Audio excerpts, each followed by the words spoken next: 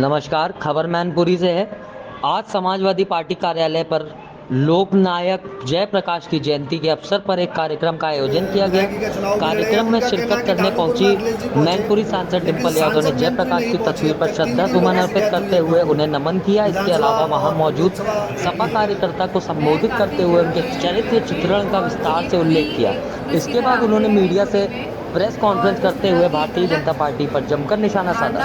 उन्होंने कहा, भारतीय जनता पार्टी देश का बंटवारा करना चाहती है। भारतीय जनता पार्टी लोगों के बीच भय मनुष्यता फैलाने का काम करती है। जो रिस्पॉन्सिबिलिटी है, जो इनका धर्म है कि जनता के बीच जाए, जनता के कष्टों का निवारण करे, जो उन्होंने नहीं किया है, तभी इस तरह की बातें करके जनता में गलत मैसेज। सांसद जी 2024 में आपके चुनाव की स्ट्रेटेजी क्या होगी? 2024 जैसे राष्ट्रपति जी ने कहा है, हमारी स्ट्रैटेजी पूरी तरह पीडीए से ही निर्धारित होगी, निर्धारित है और लोग समझ रहे हैं और पूरा संपूर्ण उत्तर प्रदेश समझ रहा है। तो स्थिति आज उत्तर प्रदेश की है जहाँ इतने जघन्य अपराध हो रहे हैं, इतनी घटनाएं हो रही है, कौन किसको मार दे रहा है, जहाँ न्याय की बात नहीं हो रही है। बात ये नहीं है कि कौन सी जाति है, कौन से धर्म के लोग हैं, बात है कि अन्याय किस पे हो रहा है, न्याय कैसे मिलेगा। सवाल इस बात का है। सपा के सांसद शफीकुर रहमान बल्कि उन्होंने कहा है कि ओवैसी की जो नीति है वो विपक्ष के लिए नुकसान है। Thank you.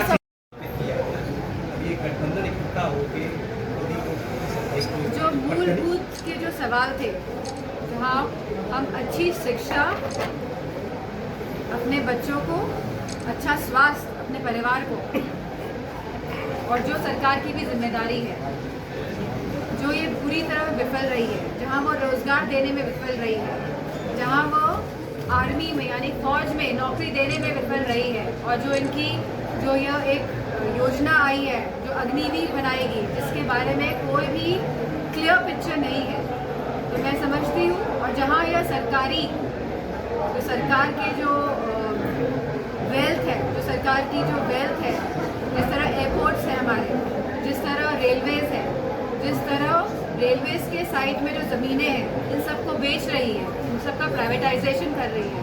तो मेरा मानना है कि सरकार गलत दिशा में देश को लेके जा रही है, जहां उसे कोई चिंता नहीं है देश की महिलाओं की, देश के युवाओं की, देश की जनता की।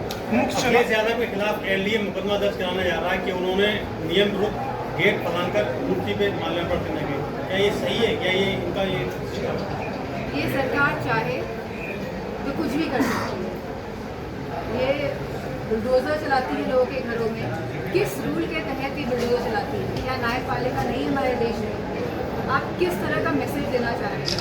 तो ये भी उसी तरह का मैसेज देने की कोशिश कर रहे हैं। मुख्य चुनाव आयुक्त राजीव कुमार ने कहा है कि आचार संहिता लागू होने के बाद किसी भी पार्टी ने अगर घोषणा लाभ देने की घोषणा की तो उसके खिलाफ कार्रवाई होगी। लाभ देने वाली घोषणा की अगर बात की तो उसके खिलाफ कार्रवाई कर रही है। लोग मैनिफेस्टो की बात करते हैं, ये डेमोक्रेसी का एक स्ट्रक्चर है, जहाँ पार्टी बताती है कि वो आज सरकार में आएगी तो जनता की किस तरह सेवा कर पाएगी। और मुझे लगता है कि चुनाव आयोग का कोई अधिकार नहीं है इस तरह की बातें। ब्लैक मनी की बात तो दैवीय आपदा में डेथ हुए आश्रितों को कुछ चेक वितरण किए, और उसमें एक रोडवेज कंडक्टर भी था जिसके घर जाके आप वादा करके आए। क्या कुछ आर्थिक सहायता की है और कितने लोगों की? जो आर्थिक सहायता है वो पार्टी द्वारा कर दी गई है, और हम खुद जाएंगे उनके घर में। जो आप लोग कह रहे हैं कि जो कंडक्टर वाला जो ज्ञान में आया था, उनके परिवार से भी बात हुई। अभी कल एसपी सिंह बघेल आए सांसद। आप वो है पत्रकार, हाँ, इलाज के सवाल आ रहा है, और जहाँ आकस्मिक कार्यों से लोगों की मृत्यु हो रही है, और जहाँ सरकार किसी भी तरह की सुविधा और ना ही किसी भी तरह का सपोर्ट कर रही है लोगों को, तो हम जितना हमसे हो पा रहे हैं हम उतना कोशिश कर रहे हैं उनकी सहायता करने का। लखनऊ अनुमति चाहते हैं कि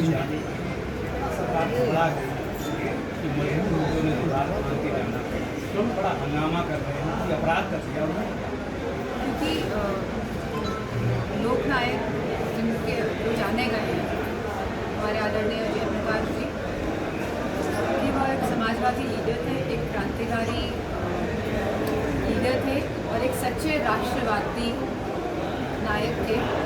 तो मैं समझती हूँ जो समाजवादी पार्टी द्वारा जो जेपी इंस्टीट्यूट बनाया गया है जयप्रकाश नारायण जी का, तो ना तो ये लोग, और यह समाजवादी पार्टी के पैसों से नहीं बना, ये जनता के पैसों से बना है और ये जनता के समर्पित करने के लिए बना है, जिसकी जनता जाने कि हमारे देश के लीडर्स कैसे थे, हमारे देश के नेता कैसे थे, और उनसे एक हमें इंस्पिरेशन मिले, उनसे युवाओं को एक इंस्पिरेशन मिले, और जो हमारी नई पीढ़ी के लोग हैं वो जान पाए और उन्हीं के दिखाए हुए मार्ग पे चल पाए।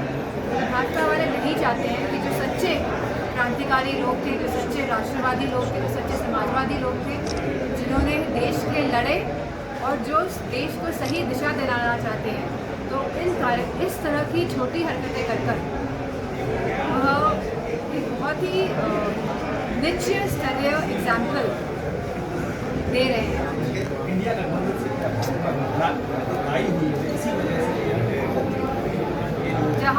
जहाँ पूरे देश में इंडिया ब्लॉक का गठबंधन है, वहीं उत्तर प्रदेश में पीडीए यानी पिछड़ा दलित का जो अलायंस है, मैं समझती हूँ भाजपा वाले असली तौर पे पीडीए अलायंस से लगाए। सांसद जी, केंद्रीय मंत्री गिरिराज सिंह ने कहा है कि जब कांग्रेस सत्ता में थी तब उन्हें ओबीसी याद नहीं आया, अब ओबीसी याद आ रहा है। समाजवादी पार्टी की हमेशा से यह मजबूती के साथ डिमांड रही है कि कास्ट सेंसस होना चाहिए। आज हम महिलाओं को आरक्षण देने जा रहे हैं, लेकिन इसमें भी ओबीसी महिलाएं, माइनॉरिटीज़ की महिलाएं का हक और सम्मान और अधिकार की बात नहीं हो रही है। ये लोग नहीं चाह रहे हैं कि सब लोग, पूरा देश आगे बढ़े और सभी जाति के लोग, सभी धर्म के लोग आगे बढ़े। ये देश में बंटवारा करने की स्थिति पैदा करना चाह रहे हैं और देश की जनता को एक ऐसा वातावरण दे रहे हैं जहाँ पे लोग भय में जिए, जो काल्पनिक है, जो सच्चाई नहीं है। गठबंधन के आपके सहयोगी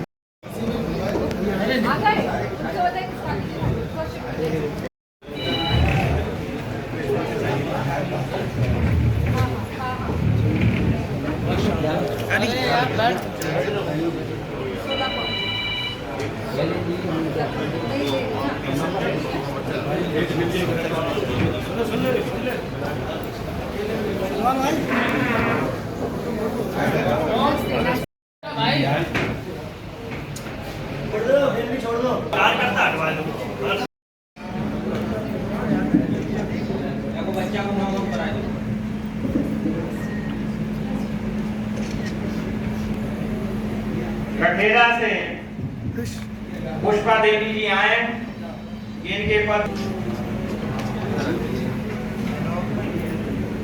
नंगला शीश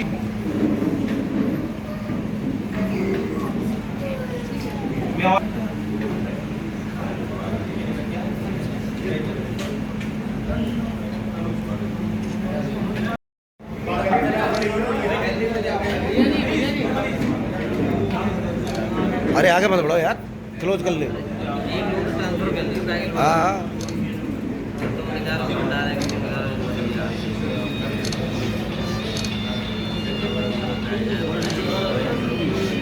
माला पकड़ ले थोड़ा ऐसा एमपी साहब,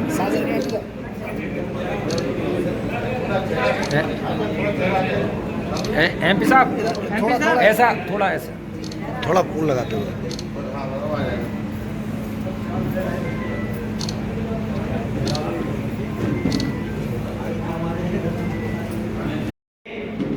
लोकनायक जयप्रकाश नारायण जी के नतमस्तक होते हुए मैं निवेदन करूंगा सांसद जी से, माननीय जिलाध्यक्ष जी से, कृपया इस अवसर पर उन्हें भ्रष्टाचार, अनाचार, दुराचार, इस तरह की जो समस्याएं थी, सेम वही समस्याएं आज भी परिलक्षित हो रही हैं।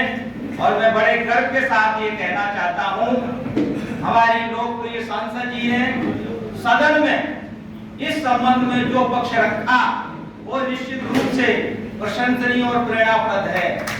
चाहे वो भ्रष्टाचार से संबंधित हो, चाहे वो मणिपुर का मामला हो, चाहे जो हमारी जनगणना से संबंधित बात हो, चाहे महिला आरक्षण से संबंधित हो, आपने जो पक्ष रखा है निश्चित रूप से याद दिलाता है कि माननीय नेताजी की जो भी कार्यशैली थी आपने पूर्ण रूप से अपनाने का काम किया है।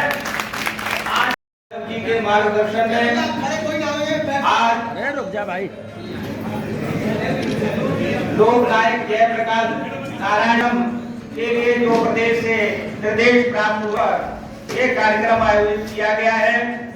माननीय श्री तेज प्रताप यादव जी और मीनू मस्तानी के सानिध्य में रहकर इस आंदोलन में वो कूदे और यहाँ तक कि कांग्रेस सोशलिस्ट पार्टी के उस समय तत्कालीन अध्यक्ष आचार्य नरेंद्र जी थे और जयप्रकाश नारायण जी महासचिव।